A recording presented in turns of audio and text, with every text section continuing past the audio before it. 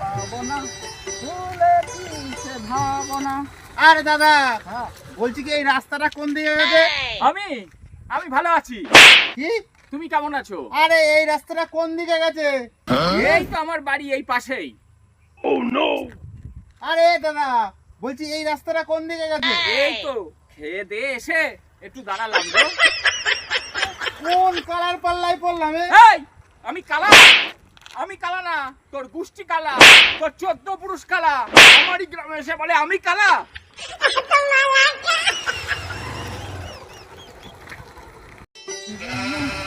পাবো না ভুলে পিছে ভাবো না।